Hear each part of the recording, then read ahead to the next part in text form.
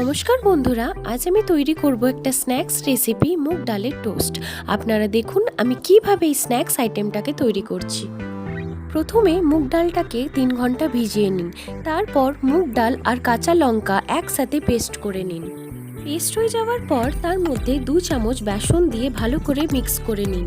তারপর তার মধ্যে দিয়ে দিন বাঁধাকপি, পেঁয়াজ কুচি, ধনেপাতা, বেকিং সোডা, হিং, হলুদ আর স্বাদ মতো নুন দিয়ে সবকটাকে ভালো করে মাখিয়ে নিন।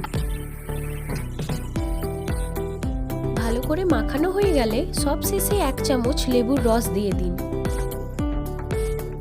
তেল গরম হয়ে যাওয়ার পর আঁচটাকে কমিয়ে নিয়ে পাউরুটিটা ব্যাটারের মধ্যে ডুবিয়ে নিন। তারপর পাউরুটিটাকে তেলের মধ্যে আস্তে করে ছেড়ে দেবেন। আঁচটাকে কিন্তু মিডিয়াম ফ্লেম করেই ভাজবেন, না হলে ভেতরটা কাঁচা রয়ে যাবে আর ওপরটা হয়ে যাবে।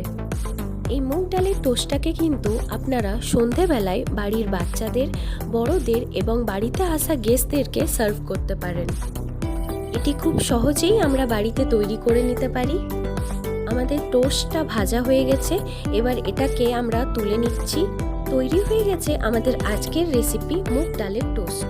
আমার রেসিপিটা যদি আপনাদের ভালো লেগে থাকে তাহলে লাইক শেয়ার করুন নিজেদের ফ্রেন্ডসদের সাথে।